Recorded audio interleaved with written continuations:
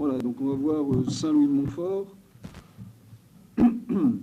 Donc il faut bien graver ça dans nos mémoires. Les trois grandes dévotions de Saint Louis de Montfort, c'est Jésus, considéré comme sagesse éternelle incarnée, la croix et la Vierge Marie. Donc, Saint Louis de Montfort appelle Jésus la sagesse éternelle. Il arrive à cette conclusion que Jésus et la croix sont inséparables, que la sagesse c'est la croix et que la croix c'est la sagesse. La Sainte Vierge dans cette dévotion est présentée comme la confiture des croix. Donc c'est ça, la dévotion à la Sainte Vierge qui rend justement la croix et la sagesse, la croix aimable, et c'est elle qui nous obtient la sagesse. C'est un petit peu le résumé de toute sa dévotion. Donc il faut considérer, si vous voulez, que Saint Louis de Montfort, c'était un des grands amis de la croix. On dit que dans ses écrits, il y a quelquefois, on n'avait rien écrit. Le père Faber, par exemple, dit, il me semble que c'est lui, on n'a rien écrit de tel depuis Saint Paul. Saint Louis de Montfort a écrit des choses très belles. Alors, je vous donne trois petits faits de sa vie pour montrer un petit peu à quel point il a aimé la croix. Un beau jour, il prêchait une mission, et puis tout allait bien.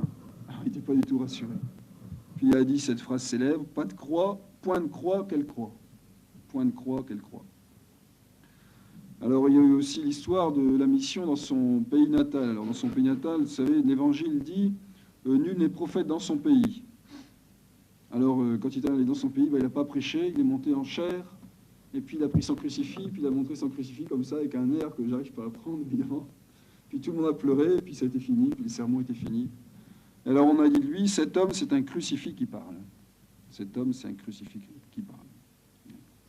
Donc, c'est trois petits traits de sa vie qui nous montrent un petit peu l'amour de la croix qu'il a eu. Alors, il faut savoir qu'il a vraiment aimé la croix et qu'il l'a recherchée toute sa vie. Donc, il a demandé, il faisait prier les religieuses pour qu'elles lui obtiennent des croix. Il fallait faire des neuvaines pour avoir des croix. Nous, on a plutôt tendance à les traîner ou à les fuir, mais lui, il les poursuivait, il poursuivait la croix. Alors, je vous lis une de ses dernières lettres qui est assez belle. Donc, vous savez qu'il a fondé une congrégation religieuse, les Filles de la Sagesse, et il n'a pas été très souvent auprès d'elle, d'ailleurs.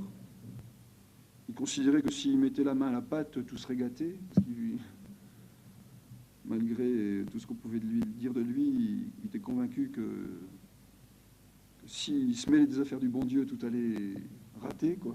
Donc il n'était pas souvent près de ses filles, pour différentes raisons, à cause des missions, à cause d'un tas de choses. Alors souvent il écrivait, et là, donc un petit peu avant sa mort, il prêchait la dernière mission à Saint-Laurent-sur-Sèvre. Et là, donc, 3 janvier, en 1716, de La Rochelle, depuis La Rochelle, il avait fait venir les Filles de la Sagesse là-bas pour faire l'école. Après 10 années de séparation, d'ailleurs. Et là, la supérieure Marie-Louise de Jésus, elle écrit parce que le local est trop petit. Là où ils habitent, c'est trop petit, donc il faut trouver quelque chose de plus grand. Et alors, il répond, donc, cette lettre qui montre un petit peu son amour de la croix. J'adore la conduite juste et amoureuse de la divine sagesse sur son petit troupeau, qui est logé à l'étroit chez les hommes, pour être logé et caché bien au large dans son divin cœur qui vient d'être percé pour cet effet. Oh, que ce cabinet sacré, salutaire et agréable a une âme vraiment sage, qui parle du Sacré-Cœur. Elle en est sortie avec le sang et l'eau quand la lance le perça. Elle y trouve son rendez-vous assuré quand elle est persécutée de ses ennemis. Elle y demeure cachée avec Jésus-Christ en Dieu, mais plus conquérante que les héros, plus couronnée que les rois, plus brillante que le soleil et plus élevée que les cieux. Si vous êtes l'élève de la sagesse et l'élu entre 1000, que vos abandons, vos mépris, votre pauvreté et votre prétendue captivité vous paraîtront doux, puisqu'avec toutes ces choses de prix, vous achetez la sagesse, la liberté, la divinité du cœur de Jésus crucifié. Si Dieu ne m'avait pas donné des yeux autres que ceux que m'ont donnés mes parents, donc c'est les yeux de la foi, Je me plaindrai, je m'inquiéterai avec les fous et les folles de ce monde corrompu, mais je n'ai garde de le faire. Et toutes ces croix, ces souffrances, eh bien, ça nous affole quand on n'a que des yeux humains et des yeux mondains. Mais avec les yeux de la foi, ça change tout. C'est un trésor. Sachez que j'attends d'autres renversements plus considérables et plus sensibles pour mettre notre foi et notre confiance à l'épreuve, pour fonder la communauté de la sagesse, non pas sur le sable mouvant de l'or et de l'argent, dont le monde se sert tous les jours pour fonder et enrichir ses appartements, non pas aussi sur les bras de chair d'un mortel qui n'est tout au plus, quelque puissant qu'il soit, qu'une poignée de foin, mais pour la fonder sur la sagesse même de la croix du calvaire. Elle a été teinte, cette divine et adorable croix, elle a été teinte et empourprée du sang d'un Dieu, choisie pour être de toutes les créatures la seule épouse de son cœur, le seul objet de ses désirs, le seul centre de toutes ses prétentions, la seule fin de ses travaux, la seule arme de son bras, le seul sceptre de son empire, la seule couronne de sa gloire et la seule compagne de son jugement. Cependant, ô incompréhensible jugement, cette croix a été abattue avec mépris et horreur, cachée et oubliée dans la terre pendant plus de 400 ans. Bon, il fait allusion au temps écoulé jusqu'à la découverte de Sainte-Hélène. Et puis d'Héraclius aussi, surtout. Bon. Mes chères filles, appliquez ceci à l'état où vous vous trouvez actuellement. Je vous porte partout jusqu'au Saint-Autel. Je ne vous oublierai jamais, pourvu que vous aimiez ma chère croix, en laquelle je vous suis allié, tandis que vous ne ferez point votre propre volonté, mais la sainte volonté de Dieu, dans laquelle je suis tout à vous. Voilà, donc ça montre un petit peu, c'est vraiment une grande dévotion à la croix. Il y a d'autres belles lettres encore qu'on pourrait lire. Comme ça. Alors, parmi ces écrits, il y a une petite... Ça, il fondait des associations de pieux fidèles, quoi. Donc les pénitents blancs, les vierges, les 44 vierges, bon, ils fondaient ça, des confréries, quoi, avant de partir. Et après, eh bien, il leur écrivait éventuellement. Et là, il a écrit donc une lettre aux Amis de la Croix. Bon, donc il a fondé des œuvres de persévérance. Et il a écrit une lettre aux Amis de la Croix. Alors cette lettre,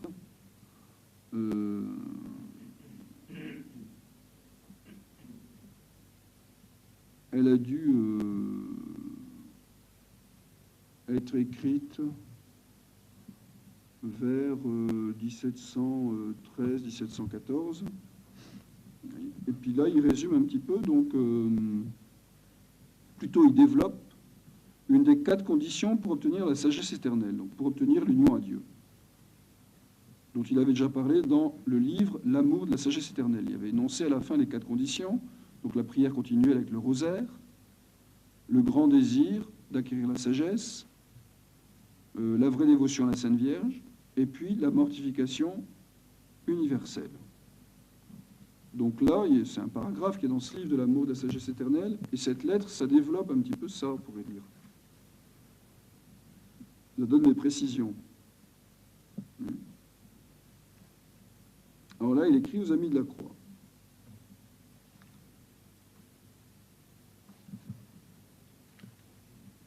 Alors, qu'est-ce que c'est que cette lettre aux Amis de la Croix? Eh bien, c'est pas très long d'ailleurs. C'est pas très long.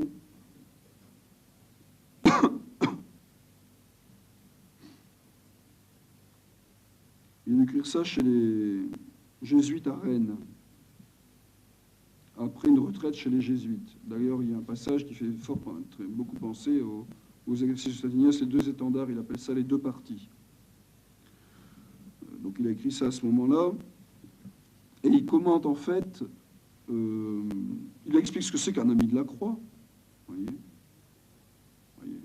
Et il commente la phrase de l'Évangile, si quelqu'un veut venir après moi, qu'il se renonce, qu'il porte sa croix et qu'il me suive. Et il commente tous les mots, de façon assez structurée d'ailleurs, systématique. Donc on ne va pas tout lire. Et puis à la fin, sur c'est quoi tourner, qu'il me suive, mais c'est là où il donne les 14 règles pour bien porter la croix. Donc c'est la dernière partie du livre qu'on va lire. Alors, avant de commencer cette lecture, vous savez aussi qu'il avait construit à Pont-Château, donc c'est près de Nantes, un immense calvaire qu'on voit, du haut du calvaire, on voyait, donc il y a toute l'Europe qui a travaillé à ça, pratiquement. Enfin, bon, toutes les régions de France, et puis des gens de Belgique, de partout, etc., qui ont construit ce calvaire. Alors il y avait les 3 croix en haut, croix verte du Bon Larron, croix rouge du Mauvais Larron,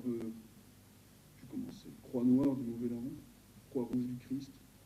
Puis il y avait tout autour du calvaire, il y avait des sapins plantés.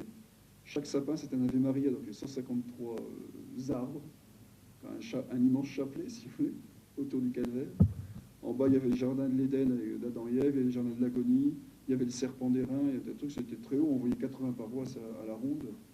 Donc il a construit ce calvaire avec, de façon incroyable, quoi. Et puis la veille de l'inauguration, donc le 14 septembre, je ne sais plus de quelle année, eh bien le roi, donc Louis XIV, a interdit, donc la bénédiction a été interdite, et puis le roi a demandé la destruction du calvaire. Alors Saint Louis de Montfort a été dénoncé parce que les mauvaises langues étaient allées dire à la cour du roi que c'était une forteresse pour les Anglais qui allaient venir, que si les Anglais prenaient cette forteresse, eh bien, il y aurait, ce serait une place forte dans le royaume de France, etc. Donc tout ça, bon, alors il a supporté ça sans broncher, quoi, sans broncher. Vous voyez, il y avait des grandes idées, non seulement dans sa tête, mais aussi en pratique. Ah, et donc ça montre un petit peu son amour de la croix. Il voulait que ça soit un centre d'attraction spirituelle, quoi. Donc voilà, l'histoire du calvaire de Pont-Château. Alors, donc on va voir les 14 règles pour souffrir comme il faut. Alors il dit, mais il ne suffit pas de souffrir, parce que le démon et le monde ont leur martyr. Ah oui? Il y a des gens qui meurent, qui sacrifient leur vie pour la cause du communisme. C'est les martyrs du communisme. Mais il dit non, il suffit pas de souffrir. Il y a plein de gens qui souffrent, qui sont martyrs du monde de toutes sortes d'idéologies, mais ça ne suffit pas. Il ne suffit pas de souffrir. Le démon et le monde ont leur martyr, mais il faut souffrir et porter sa croix sur les traces de Jésus-Christ. C'est quoi tourmer qu'ils me suivent, c'est-à-dire de la manière qu'il l'a porté. Et voici pour cela les règles que vous devez garder. Il y a des règles. Première règle, eh bien, ça va vous paraître tout bête. Pour aimer les croix, ben, la première chose, c'est de ne pas s'en procurer par sa faute. De ne pas se procurer des croix par sa propre faute. Il y a des gens, ils sont dans le pétrin, mais quelquefois on a envie de leur dire, ben, vous l'avez bien mérité. Ils s'y sont mis, c'est de leur faute. Voyez. Ne vous procurez point exprès et par votre faute des croix. Souvent, les croix qu'on porte le plus mal, ça peut être celles qu'on s'est provoquées par imprudence, par bêtise, par n'importe quoi. Voyez. Ne vous procurez point exprès par votre faute des croix. Il ne faut pas faire du mal pour qu'il en arrive un bien. Ça, c'est un grand principe qu'il faut absolument se graver dans la tête. Il ne faut pas faire du mal pour qu'il en arrive un bien. Voyez. Il ne faut pas, sans une inspiration spéciale, faire des choses d'une mauvaise manière pour s'attirer le mépris des hommes. Il faut plutôt imiter Jésus-Christ, dont il a dit qu'il a bien fait toutes choses. Non pas par amour-propre ou par vanité, mais pour plaire à Dieu et pour gagner le prochain. Faites vos bonnes œuvres afin que ceux qui vous voient soient édifiés et louent votre Père qui est dans votre Père des cieux. Et si vous acquittez le mieux que vous pourrez de vos emplois, si vous faites bien votre devoir d'État, alors là, vous ne manquerez pas de contradiction, ni de persécution, ni de mépris, que la divine providence vous enverra contre votre volonté et sans votre choix. Donc, première règle, il ne faut pas faire exprès. Faut pas faire exprès d'avoir des croix. Mais il dit, si vous faites bien votre devoir d'État, vous aurez des croix. Il ne faut pas les provoquer. Il faut recevoir celles que la Providence nous envoie. Alors, un prêtre qui fait son devoir, il est forcément attaqué. Et quand il ne le fait pas, il est attaqué aussi, de toute façon. C'est toujours pareil. Quand il ne le fait pas, on l'attaque parce qu'il ne le fait pas. Et quand il le fait, on l'attaque parce qu'il le fait. C'est l'évangile, ça, hein, Saint Jean-Baptiste. Saint Jean-Baptiste vient, il jeûne, vous dites que c'est un démon, puis lui, il vient, il mange et boit, et vous dites que c'est un païen, etc. Voyez, ça, c'est les pharisiens, quoi. Ils attaquent toujours. On voit ça aussi dans la presse aujourd'hui. Les prêtres sont mêlés à des scandales, on les descend. Mais les prêtres font leur boulot en tradition, on les descend aussi. Voyez, c'est la mentalité du monde, ça. Deuxième règle. Alors là, il dit, il faut consulter le bien du prochain. C'est-à-dire qu'il faut éviter de scandaliser les gens. Parfois, il y a des gens qui nous critiquent, qui nous attaquent parce qu'on les a scandalisés. Et alors, là, il vise le scandale des faibles. Il dit, il faut faire attention de ne pas provoquer des histoires, quoi, auprès des gens faibles.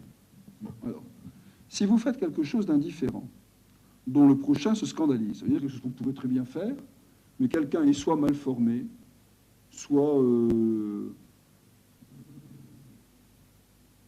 moi, j'en sais rien. Je prends un exemple tout concret. Vous voyez, le lundi de Pentecôte, par exemple. De fait, c'est chômé en France. Alors, il pourrait très bien avoir un village où tout le monde pense qu'on ne peut pas travailler le lundi de Pentecôte, parce que c'est chômé. C'est faux. Alors, un peu comme on ne peut pas travailler le dimanche, quoi. Alors, voilà quelqu'un dans le village qui dit, bon, de toute façon, moi, j'ai appris au catéchisme que c'est pas... un jour où on peut faire les travaux servis, donc je vais laver ma voiture. Mais tout le village pense qu'on ne peut pas, parce que c'est une fausse idée qui est dans le peuple. Il lave sa voiture, il scandalise tout le monde, et puis après, il se fait injurier, etc. Ah, bah, c'est typique, c'est ça. C'est vrai qu'on peut laver sa voiture à l'année de Pentecôte, mais puisque tout le monde a une conscience erronée et pense un péché, bah, il ne faut pas le faire. Pourtant, on pourrait bien le faire. Voyez. Si vous faites quelque chose d'indifférent dont le prochain se scandalise, quoique mal à propos, hein, c'est exactement le cas que je l'ai dit, abstenez-vous-en par charité, pour faire cesser le scandale des petits. Et l'acte héroïque de charité que vous faites en cette occasion vaut infiniment mieux que la chose que vous faisiez ou que vous vouliez faire. Si cependant le bien que vous faites est nécessaire ou utile au prochain, et que quelques pharisiens ou mauvais esprits s'en scandalisent mal à propos, voyez, consultez un sage pour savoir si la chose que vous faites est nécessaire et beaucoup utile au commun du prochain. Et s'il la juge telle, continuez-la et laissez dire, pourvu qu'il vous laisse faire, et répondez en cette occasion ce que répondit notre Seigneur à quelques-uns de ses disciples, qui vinrent lui dire que les scribes et les pharisiens s'étaient scandalisés de ses paroles et de ses actions. Laissez-les, ce sont des aveugles. Bon, le scandale pharisaïque, c'est ceux qui par exemple, qui se scandalisent du bien qui est fait. Vous faites du bien. Bon, à un degré moindre, c'est les critiques, si vous voulez. Les gens qui critiquent le bien qu'on fait. On fait le bien, puis ils ont une mauvaise intention vis-à-vis de nous, ils nous critiquent. Bon, c'est du scandale pharisien. Ben ça, il dit, les scellés, ce sont des aveugles. On prend conseil auprès de son confesseur si on continue la chose ou pas. Bon, alors. Donc ne pas se provoquer des croix parce qu'on a scandalisé les autres. Vous comprenez? Ne pas se mettre tout le monde à dos parce qu'on a scandalisé les autres quand c'est un scandale des faibles. Bon. Les croix, c'est pas seulement les maladies, etc. C'est toutes sortes de croix. Alors, admirer sans prétendre l'atteindre la sublime vertu des saints. Donc il ne faut pas vouloir imiter les saints. Troisième règle. Quoique quelques saints et grands personnages aient demandé, recherché et même se soient procurés par des actions ridicules, des croix, des mépris et des humiliations, adorons et admirons seulement l'opération extraordinaire du Saint-Esprit dans leurs âmes, et humilions-nous à la vue d'une si sublime vertu sans oser voler si haut, n'étant auprès de ces aigles rapides et de ces lions rugissants que des poules mouillées et des chiens morts. Vous voyez, il dit, c'est pas la peine de vouloir imiter les grands saints, ils sont plus admirables que imitables. Donc, bon, il y a un exemple célèbre, là, le curé qui voulait imiter le curé d'Arc avec ses pommes de terre pourries. Bon, il est devenu fou, quoi. Il a perdu la tête. Il a voulu imiter le curé d'Arc, il est devenu fou.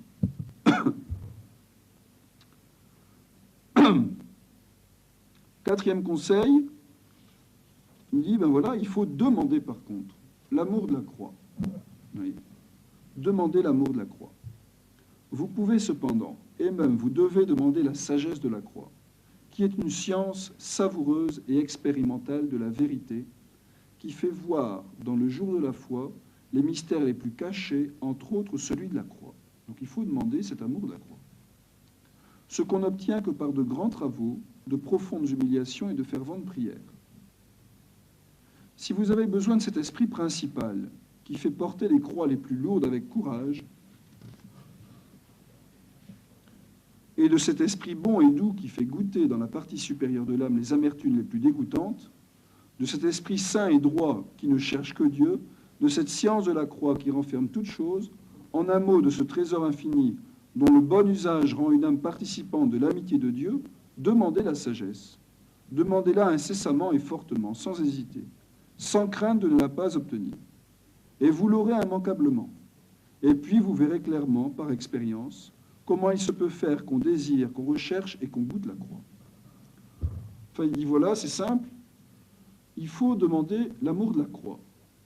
Alors il dit, ça paraît incroyable qu'on puisse aimer les croix, et pourtant si. Quand on obtient l'amour de la croix, eh bien, on finit par désirer, rechercher et goûter les croix. C'est ce qui lui faisait dire, pas de croix, quelle croix. À la fin, la souffrance, avec la grâce de Dieu, et dans le but du salut, évidemment, de la rédemption, la souffrance, c'est ce qui assaisonne la vie spirituelle, quoi. C'est ce qui donne du goût à la vie spirituelle. Et souvent, après, quand on s'est habitué à ça, qu'on a appris à porter ses croix, qu'on les aime, qu'on les porte et qu'on les embrasse, quand ça s'arrête, ben, il y a un vide, quoi. Et ça, il faut avouer qu'on est loin de ça. Hein. On est loin de ça. On peut dire que toute notre vie, il faut être honnête, toute la vie humaine est une lutte continuelle contre les croix, la maladie, la souffrance, la faim, le froid, il faut bien avouer, quoi.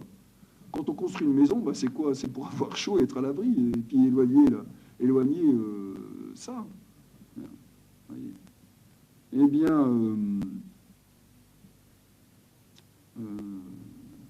faut avouer que nous, on passe notre vie à éviter nos croix, quoi. Faut avouer, on est comme ça. Il dit non, une fois qu'on a la croix, eh bien, on goûte la croix, quoi. Alors ensuite, 5e règle. Il faut s'humilier de ses fautes sans se troubler. Quand vous aurez par ignorance ou même par votre faute, donc dans le cadre d'un péché, fait quelques bévues qui vous procurent quelques croix, humiliez-vous-en aussitôt en vous-même, sous la main puissante de Dieu, sans vous en troubler volontairement, en disant par exemple intérieurement, voilà Seigneur, un tour de mon métier. On dirait aujourd'hui, voilà Seigneur, de quoi je suis capable. Je ne vaux rien du tout.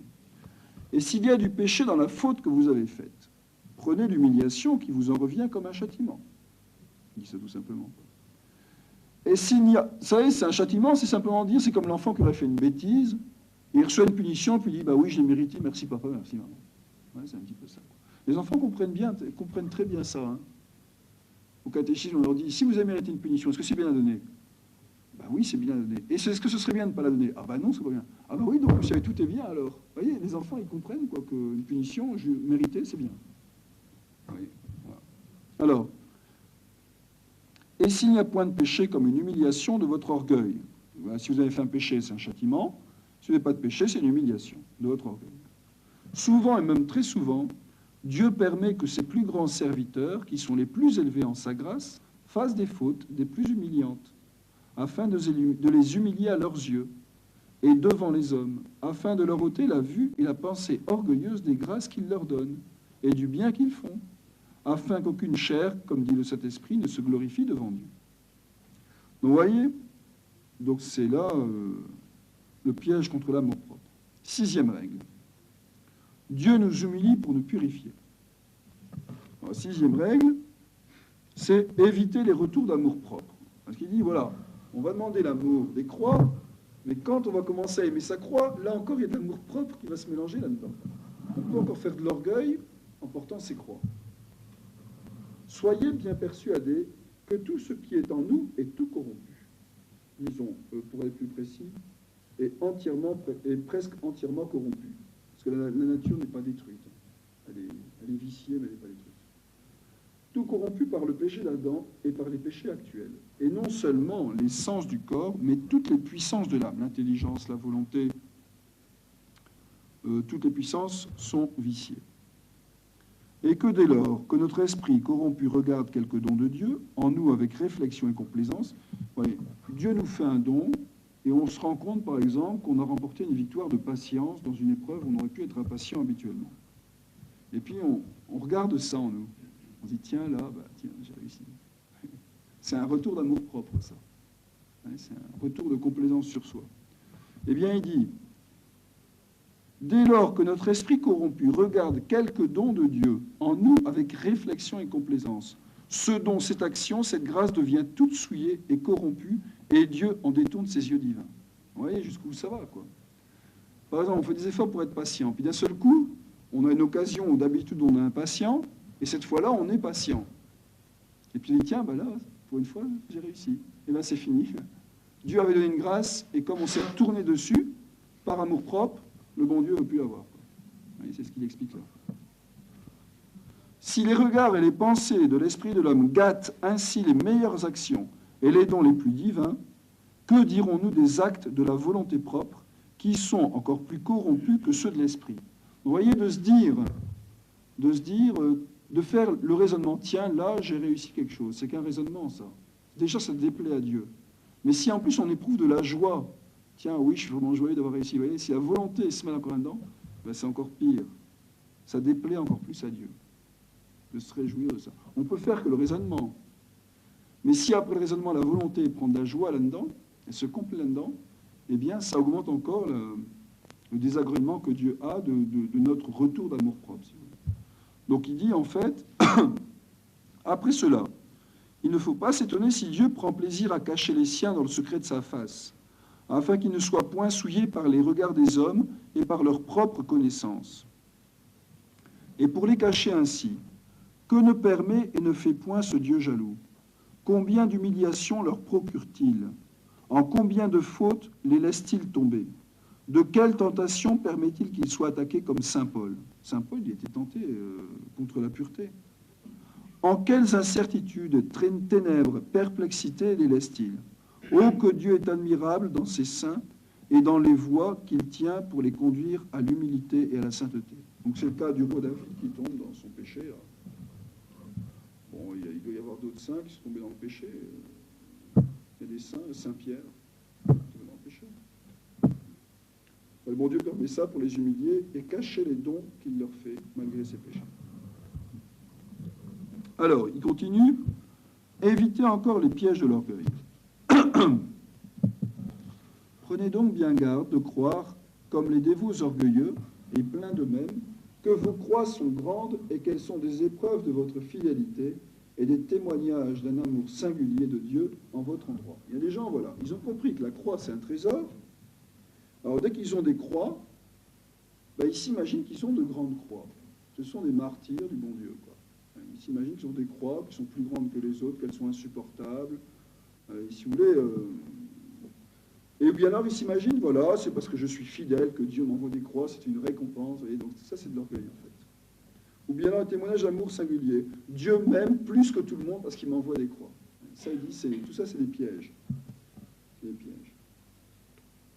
En général, il faut savoir que nos souffrances, généralement, elles ne sont pas si grandes que ça. C'est nous qui les grossissons. On a une loupe. Tout ce qui est en nous, à cause de notre corruption, on voit tout avec une loupe. Oui. Donc, encore une fois, une petite souffrance, puis on la prend pour un truc insupportable. On fonctionne comme ça. Ce piège d'orgueil spirituel est fort fin et délicat, mais plein de venin.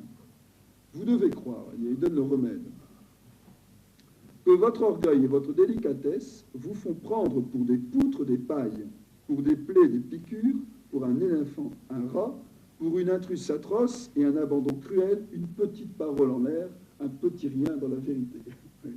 Quelqu'un, enfin, nous regarde simplement d'une certaine façon, puis on se dit, ça y est, il m'en veut, etc. Vous voyez, quelqu'un nous dit un truc sur un ton un petit peu rêche, et puis on dit, ça y est, il ne me supporte plus. Vous voyez, on grossit tout, quoi. Vous devez croire ensuite que les croix que Dieu vous envoie sont plutôt des châtiments amoureux de vos péchés, comme il est en effet, que des marques d'une bienveillance spéciale. Bon, c'est un petit peu un arrangement à l'amiable entre le bon Dieu et nous quand il nous envoie des croix. Que quelque croix et quelque humiliation qu'il vous envoie, donc, comme le marchand au regard de son comptoir, faites profit de tout. Ne laissez pas perdre la moindre parcelle de la vraie croix, quand ce ne serait qu'une piqûre de mouche ou d'épingle, qu'un petit travers d'un voisin, qu'une petite injure par méprise, qu'une petite perte d'un denier, qu'un petit trouble de l'âme, qu'une petite lassitude dans le corps, qu'une petite douleur dans un de vos membres. Faites profit de tout, comme l'épicier de sa boutique, et vous deviendrez bientôt riche en Dieu, comme il devient riche en argent, en mettant denier sur denier dans son comptoir. À la moindre petite traverse qui vous arrive, dites « Béni soit Dieu, merci mon Dieu, je vous remercie ». Et puis, cachez dans la mémoire de Dieu ce qui est comme votre comptoir, la croix que vous venez de gagner. Et puis, ne vous en souvenez plus que pour dire grand merci ou miséricorde. Vous voyez? Et en fait, il faut supporter les petites contradictions. Et les mettre dans la mémoire du bon Dieu et ne plus y penser. Alors après, il explique une chose, il dit voilà, je vous conseille d'aimer la croix, mais attention, il ne faut pas se tromper sur la signification du mot aimer la croix. Quand on vous dit d'aimer la croix, on ne vous parle pas d'un amour sensible, qui est impossible à la nature. Distinguez donc bien trois amours. L'amour sensible, l'amour raisonnable, l'amour fidèle et suprême. Ou autrement, il reprend la même distinction, pour l'amour sensible, c'est l'amour de la partie inférieure qui est la chair. L'amour raisonnable, c'est l'amour de la partie supérieure qui est la raison, disons l'intelligence. Et l'amour de la partie suprême, ou la cime de l'âme, qui est l'intelligence éclairée par la foi. Donc, il y a plusieurs, si vous voulez, c'est un petit peu comme nous, on a en nous l'amour sensible, c'est l'amour par lequel on aime le chocolat, par exemple. Bon. Et l'amour raisonnable, l'amour par lequel on aime les sciences, par exemple, la connaissance. Puis l'amour surnaturel, l'amour qui fait qu'on aime les choses surnaturelles ou même la souffrance pour le salut. Bon. Voyez, on a plusieurs niveaux d'amour, si vous voulez. Bon. Dieu ne le demande pas de vous. Dieu ne demande pas de vous que vous aimiez la croix de la volonté de la chair. Ah non, par définition, la souffrance est dans la chair, ça déplaît à la chair. Donc c'est impossible d'aimer la croix dans la chair. Comme elle est toute corrompue et si criminelle, cette chair, tout ce qui en est corrompu. Et même si on aimait avec la chair sensiblement la croix, c'est qu'on serait plutôt détraqué, quoi. Bon, ce serait disons du sadisme, quoi, masochisme. Bon, alors,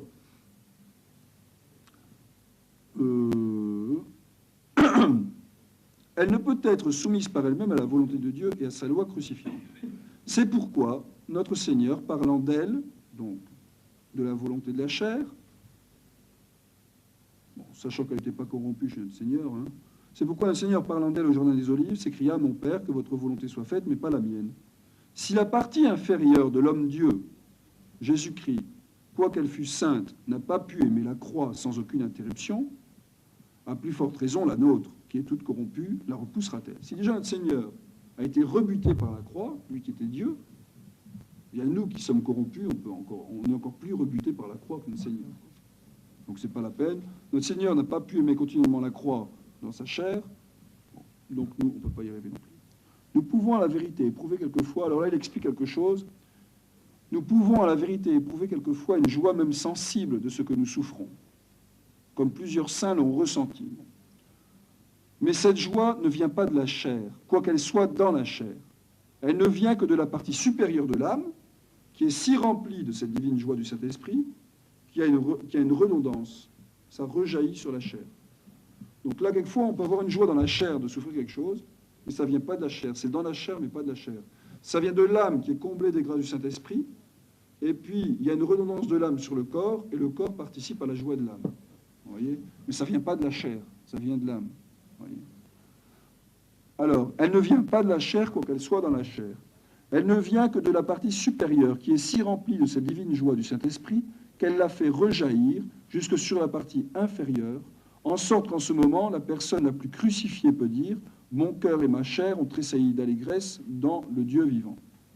Bon, saint Paul aussi, qui dit « Je surabonde de joie dans mes tribulations ». Il y a un autre amour de la croix que j'appelle raisonnable, et qui est dans la partie supérieure qui est la raison. Cet amour est tout spirituel. Et comme il naît de la connaissance du bonheur qu'on a de souffrir pour Dieu, donc vous voyez, là la joie, ce n'est pas la joie du mal. C'est qu'on souffre pour Dieu, on perçoit que cette souffrance est pour Dieu et pour le salut et la rédemption, et on a une joie de cette chose-là. Alors, il est perceptible et même aperçu par l'âme. Il la réjouit intérieurement et la fortifie. Mais cet amour raisonnable et aperçu, quoique bon et très bon, n'est pas toujours nécessaire pour souffrir joyeusement et divinement. Maintenant, attention, on peut très bien ne pas avoir de joie sensible, même pas de joie raisonnable, dont on vient de parler, mais il y a une joie encore au-dessus. Sainte Thérèse d'Enfant Jésus, elle parle de ça dans un livre du Père Liagre, qui est un père du Saint-Esprit, qui s'appelle Retraite avec Sainte Thérèse d'Enfant Jésus. Un jour, il y avait une espèce de verre, une potion médicale sur son table de nuit, là, puis un rouge, vraiment, qui mettait l'eau à la bouche, quoi. Et puis, alors, elle disait, il y avait une sœur qui, je me souviens plus très bien, j'ai eu ça il y a longtemps. Donc, comme le marchand au regard de son comptoir, faites profit de tout. Ne laissez pas perdre la moindre parcelle de la vraie croix. Quand ce ne serait qu'une piqûre de mouche ou d'épingle, qu'un petit travers d'un voisin, qu'une petite injure par méprise, qu'une petite perte d'un denier, qu'un petit trouble de l'âme, qu'une petite lassitude dans le corps, qu'une petite douleur dans un de vos membres. Faites profit de tout, comme l'épicier de sa boutique, et vous deviendrez bientôt riche en Dieu, comme il devient riche en argent, en mettant denier sur denier dans son comptoir. À la moindre petite traverse qui vous arrive, dites « Béni soit Dieu, merci mon Dieu, je vous remercie ». Et puis, cachez dans la mémoire de Dieu ce qui est comme votre comptoir, la croix que vous venez de gagner. Et puis, ne vous en vous souvenez plus que pour dire grand merci ou miséricorde. Vous voyez? Et en fait, il faut supporter les petites contradictions. Et les mettre dans la mémoire du bon Dieu et ne plus y penser. Alors après, il explique une chose, il dit, voilà, je vous conseille d'aimer la croix, mais attention, il ne faut pas se tromper sur la signification du mot « aimer la croix ». Quand on vous dit d'aimer la croix, on ne vous parle pas d'un amour sensible, qui est impossible à la nature. Distinguez donc bien trois amours. L'amour sensible, l'amour raisonnable, l'amour fidèle et suprême. Ou autrement, il reprend la même distinction, pour l'amour sensible, c'est l'amour de la partie inférieure qui est la chair. L'amour raisonnable, c'est l'amour de la partie supérieure qui est la raison, disons l'intelligence. Et l'amour de la partie suprême, ou la cime de l'âme, qui est l'intelligence éclairée par la foi. Donc, il y a plusieurs, si vous voulez, c'est un petit peu comme nous, on a en nous l'amour sensible, c'est l'amour par lequel on aime le chocolat, par exemple. Bon. Et l'amour raisonnable, l'amour par lequel on aime les sciences, par exemple, la connaissance. Puis l'amour surnaturel, l'amour qui fait qu'on aime les choses surnaturelles ou même la souffrance pour le salut. Bon. On a plusieurs niveaux d'amour, si vous voulez. Bon. Dieu ne le demande pas de vous. Dieu ne demande pas de vous que vous aimiez la croix de la volonté de la chair. Ah non, par définition, la souffrance est dans la chair, ça déplaît à la chair. Donc c'est impossible d'aimer la croix dans la chair. Comme elle est toute corrompue et si criminelle, cette chair, tout ce qui en est corrompu. Et même si on aimait avec la chair sensiblement la croix, c'est qu'on serait plutôt détraqué, quoi. Bon, ce serait disons du sadisme, quoi, masochisme. Bon, alors,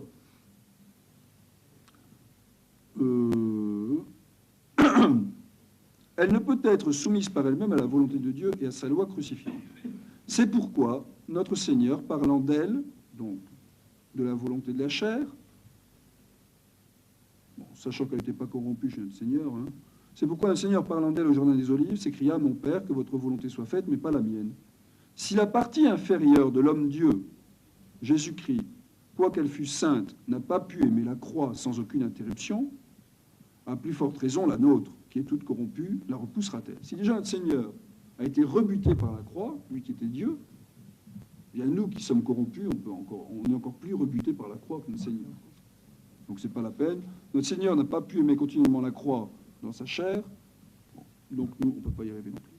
Nous pouvons à la vérité éprouver quelquefois, alors là il explique quelque chose, nous pouvons à la vérité éprouver quelquefois une joie même sensible de ce que nous souffrons. comme plusieurs saints l'ont ressenti. Mais cette joie ne vient pas de la chair, quoiqu'elle soit dans la chair. Elle ne vient que de la partie supérieure de l'âme, qui est si remplie de cette divine joie du Saint-Esprit, qu'il y a une redondance. Ça rejaillit sur la chair.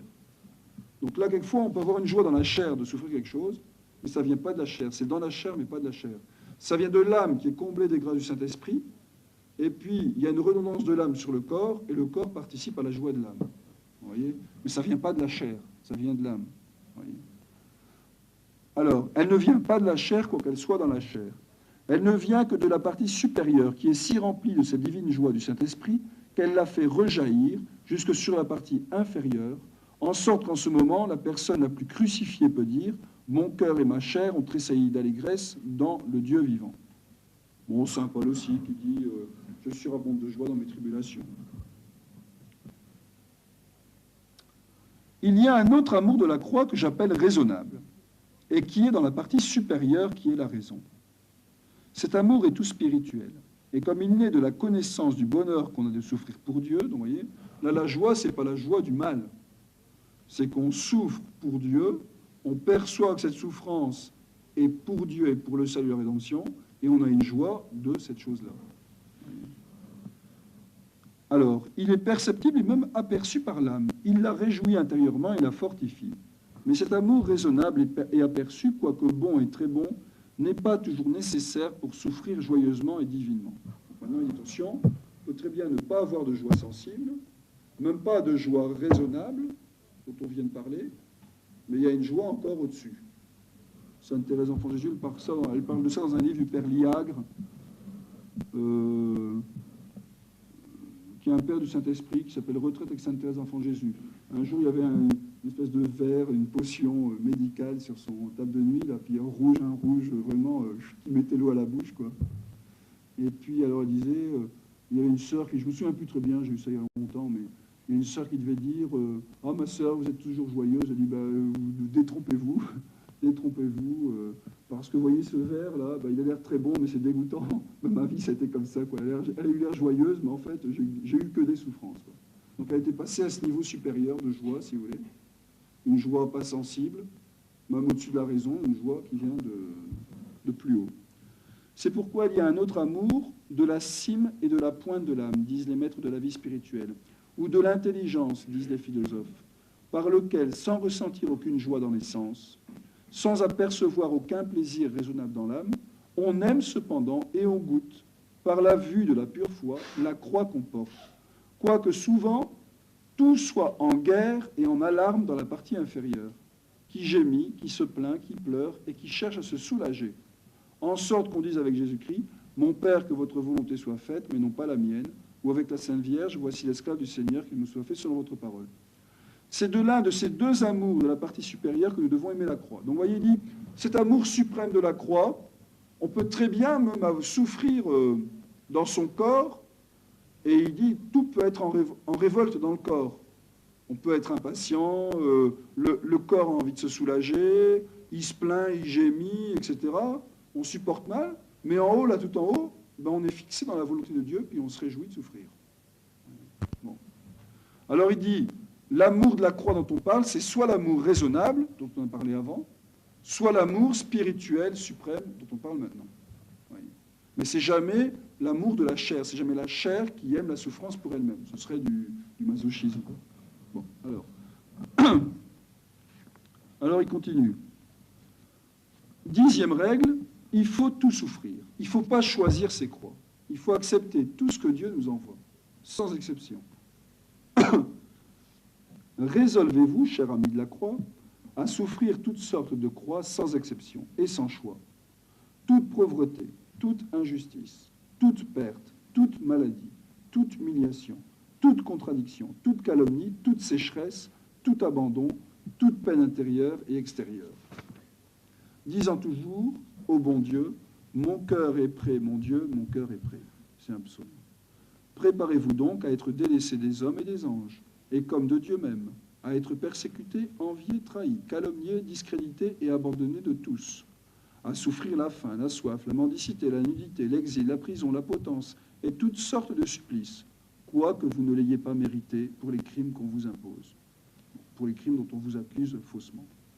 Enfin, imaginez-vous qu'après avoir perdu tous vos biens et votre honneur, qu'après avoir été jeté hors de votre maison, comme Job et sainte Élisabeth, reine de Hongrie, on vous jette comme cette sainte dans la boue et qu'on vous traîne comme Job sur un fumier tout puant et couvert d'ulcères, sans qu'on vous donne du linge pour mettre sur vos plaies, ni un morceau de pain à manger, qu'on ne refuserait pas à un cheval ou à un chien, et qu'avec tous ces mots extrêmes, Dieu vous laisse comme en proie à toutes les tentations des démons, sans verser dans votre âme la moindre consolation sensible.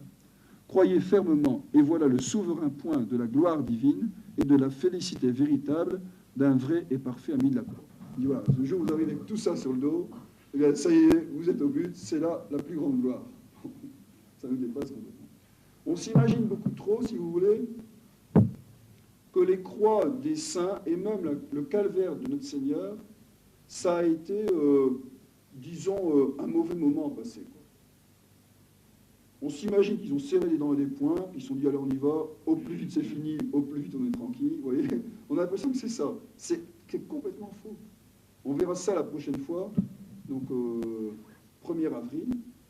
C'est que notre Seigneur, nous, si vous voulez, on a quand même vivement les vacances, quoi. Puis, il faut qu'on ait les vacances, ça y est, alors on se repaît, ah voilà mes vacances, qu'est-ce qu'elles sont bonnes, et puis comme ça. Bon, et ben non, notre Seigneur, ce désir, cette délectation, si vous voulez, du repos, des vacances et tout qu'on a, notre Seigneur, ça a été dans la croix, quoi. Donc, si vous voulez, au moment où il était crucifié, ça n'a pas été, bon, au plus vite c'est réglé, au plus vite on n'en parle plus, ça n'a pas été ça. C'est notre Seigneur a voulu ça, et au moment où il y était, bah, c'est ça qu'il voulait, quoi. Vous voyez, notre Seigneur a été glorieux, crucifié sur sa croix, vous voyez. Eh bien, nous, c'est quand on est couvert de tous les maux qu'on a atteint le sommet de la gloire ici-bas sur terre. Ça nous dépasse complètement. Complètement. On ne peut pas comprendre. Il faut une grâce spéciale pour comprendre ça. Il dit, croyez fermement, lorsque vous êtes accablé de tous les maux, comme Job sur son fumier, etc., voilà le souverain point de la gloire divine. C'est ça qu'il dit, hein. Et de la félicité véritable d'un vrai et parfait ami de la croix. Alors la note, là, intéressante, dans ces lignes sublimes où transpire la sainte folie de la croix, ne croirait-on pas entendre un saint François d'Assise disant à frère Léon, devant le tableau des pires rebuts, là est la joie parfaite. Alors 11e. Pour vous aider à bien souffrir, faites-vous une sainte habitude de regarder 4 choses. On dit, voilà, il donne un truc. Les 4 stimulants de la bonne souffrance. Alors, l'œil de Dieu, la main de Dieu, les plaies, les douleurs de Jésus-Christ crucifié, en haut, le ciel, et en bas, l'enfer. C'est très bien.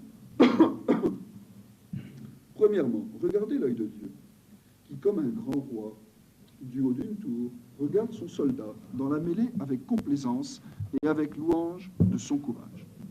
Qu'est-ce que Dieu regarde sur la terre? Les rois, les empereurs sur leur trône? Il ne les regarde souvent qu'avec mépris. Est-ce qu'il regarde les grandes armées, les grandes victoires des armées de l'État, les pierres précieuses, les choses en un mot qui sont grandes aux yeux des hommes? Ce qui est grand aux yeux des hommes est une abomination devant Dieu. Qu'est-ce donc qu'il regarde avec plaisir et complaisance, et dont il demande des nouvelles aux anges et aux démons même? Il fait allusion au livre de Job, là. C'est un homme qui se bat pour Dieu avec la fortune, avec le monde, avec l'enfer et avec soi-même. Un homme qui porte joyeusement sa croix. N'as-tu pas vu sur la terre une grande merveille que tout le ciel regarde avec admiration, dit le Seigneur à Satan? N'as-tu pas vu mon serviteur Job qui souffre pour moi? Deuxièmement, regardez la main de Dieu. Secondement, considérez la main de ce puissant Seigneur qui fait tout le mal de la nature qui nous arrive, depuis le plus grand jusqu'au moindre. Vous savez qu'il n'y a que le mal moral que Dieu n'a pas fait. Il n'y a que le péché que Dieu ne fait pas. Mais même le mal qui arrive dans la nature, eh bien, c'est Dieu qui le façonne, quoi. La même main qui a mis une armée de 100 000 hommes sur le carreau, c'est l'histoire de Sénachérib, a fait tomber la feuille de l'arbre et le cheveu de votre tête. La main qui avait touché Job rudement vous touche doucement par le petit mal qu'elle vous fait. De la même main, la main divine, il forme le jour et la nuit, le soleil et les ténèbres, le bien et le mal. Il a permis les péchés qu'on commet en vous choquant. Il n'en a pas fait la malice, mais il en a permis l'action. Ainsi, quand vous serez un séméi, quand vous verrez un séméi, alors c'est l'histoire du roi David qui passait, il y en avait un de sa propre maison qui le maudissait, qui lui jetait des pierres, qui lui lançait des pierres. Et alors, le roi David dit, ben non, laissez-le, c'est Dieu qui lui a commandé de me maudire. Quand ainsi vous verrez un séméi vous dire des injures et vous jeter des pierres comme au roi David, dites-vous en vous-même, ne nous vengeons pas, laissons-le faire, car le Seigneur lui a ordonné d'en agir ainsi. Je sais que j'ai mérité toutes sortes d'outrages, et que c'est avec justice que Dieu me punit. Arrêtez-vous, mes bras, vous, ma langue, arrêtez-vous, ne frappez point, ne dites mot. Cet homme ou cette femme me disent ou font des injures. Ce sont des ambassadeurs de Dieu, qui viennent de la part de sa miséricorde, pour tirer vengeance à l'amiable. N'irritons pas sa justice en usurpant les droits de sa vengeance. Ne méprisons pas sa miséricorde en résistant à ses coups de fouet tout amoureux, de peur qu'elle ne nous renvoie pour se venger à la pure justice de l'éternité. Regardez une main de Dieu toute-puissante et infiniment prudente qui vous soutient tandis que l'autre vous frappe. Il mortifie d'une main et vivifie de l'autre. Il abaisse et il relève. Et de ses deux bras, il atteint d'un bout à l'autre de votre vie, doucement et fortement. Doucement, en ne permettant pas que vous soyez tentés et affligés au-dessus de vos forces. Fortement, en vous secondant d'une grâce puissante qui correspond à la force et à la durée de la tentation et de l'affliction. Fortement encore, en devenant lui-même, comme il le dit par l'Esprit de la Sainte Église, votre appui sur le bord du précipice auprès duquel vous êtes, votre compagnon dans le chemin où vous vous égarez. Il est votre ombrage dans le chaud qui vous brûle, votre vêtement dans la pluie qui vous mouille, et le froid qui vous glace, votre voiture dans la lassitude qui vous accable, votre secours dans l'adversité qui vous arrive, votre bâton dans les pas glissants, et votre port au milieu des tempêtes qui vous menacent de ruine et de naufrage. C'est un extrait de l'itinéraire des clercs. Ensuite, il dit, il faut regarder les plaies et les douleurs de Jésus-Christ crucifié. Il vous le dit lui-même. Ô vous tous qui passez par la voie épineuse et crucifiée, par laquelle j'ai passé, regardez et voyez, regardez les yeux même de votre corps, et voyez par les yeux de votre contemplation, si votre pauvreté, votre nudité, votre mépris, vos douleurs, vos abandons sont semblables aux miens. Regardez-moi, moi qui suis innocent, et plaignez-vous, vous qui êtes coupables. Le Saint-Esprit nous ordonne par la bouche des apôtres ce même regard de Jésus-Christ crucifié. Il nous commande de nous armer de cette pensée, la plus perçante et la plus terrible à tous nos ennemis que toutes les autres armes. Quand vous serez attaqués par la pauvreté, par l'abjection, par la douleur, par la tentation et par d'autres croix, armez-vous d'un bouclier, d'une cuirasse, d'un casque, d'une épée à deux tranchants, savoir de la pensée de Jésus-Christ crucifié. Voilà la solution de toute difficulté et la victoire de tout ennemi. Bon, quand on a des croix, il faut penser à Jésus-Christ crucifié et regarder combien lui il a souffert en étant innocent et combien peu nous souffrons en étant coupables. Alors ensuite, il dit, il faut regarder le ciel en bas et l'enfer. Quatrièmement, regardez en haut la belle couronne qui vous attend dans le ciel, si vous portez bien votre croix. C'est cette récompense qui a soutenu les patriarches et les prophètes dans leur foi et leur persécution, qui a animé les apôtres et les martyrs dans leurs travaux et dans leurs tourments. Nous aimons mieux, disaient les patriarches avec Moïse, nous aimons mieux être affligés avec le peuple de Dieu pour être heureux éternellement avec lui que de jouir pour un moment d'un plaisir criminel. Nous souffrons de grandes persécutions à cause de la récompense, disaient les prophètes avec le roi David. Nous sommes comme des victimes destinées à la mort, comme un spectacle au monde, aux anges et aux hommes, et comme la balayure et l'anathème du monde, disaient les apôtres et les martyrs avec saint Paul, à cause du poids immense de la gloire éternelle que ce moment d'une légère souffrance produit en nous. Regardons sur notre tête les anges qui nous crient « Prenez garde de perdre la couronne marquée pour la croix qui vous est donnée. Si vous la perdez, si vous la portez bien, si vous ne la portez pas... Non, je sais plus. Prenez garde de perdre la couronne marquée pour la croix qui vous est donnée si vous la portez bien. Si vous ne la portez pas bien, un autre la portera comme il faut et ravira votre couronne. Combattez fortement en souffrant patiemment, nous disent tous les saints, et vous recevrez un royaume éternel. Écoutons enfin Jésus-Christ qui nous dit Je ne donnerai ma récompense qu'à celui qui souffrira et vaincra par sa patience. Enfin, regardons en bas la place que nous méritons et qui nous attend dans l'enfer, avec le mauvais larron et les réprouvés, si nous souffrons comme eux avec murmure, avec dépit et avec vengeance. Écrions-nous avec saint Augustin, brûlez, Seigneur, coupez, taillez, tranchez en ce monde-ci pour punir mes péchés, pourvu que vous les pardonniez dans l'éternité. 12e conseil, on arrive à la fin. Ne jamais se plaindre des créatures. Ne vous plaignez jamais volontairement et avec murmure des créatures dont Dieu se sert pour vous affliger. Distinguez pour cela 3 sortes de plaintes et de mots. Alors, il va dire quand est-ce qu'on fait un péché en se plaignant. La première plainte est involontaire et naturelle. C'est celle du corps qui gémit, qui soupire, qui se plaint, qui pleure, qui se lamente.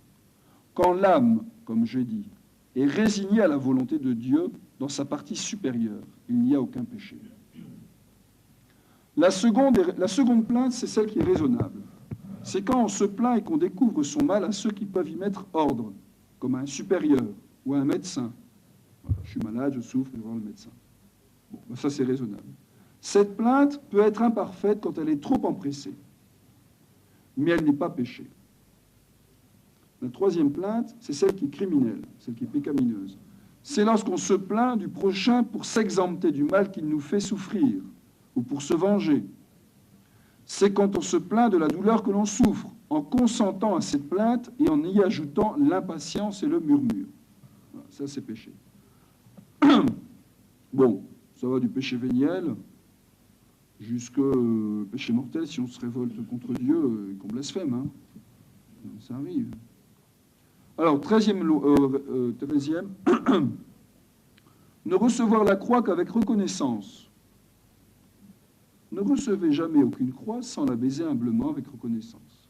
Et quand Dieu tout bon vous aura favorisé de quelques croix un peu considérables, remerciez-l'en d'une manière spéciale et l'en faites remercier par d'autres.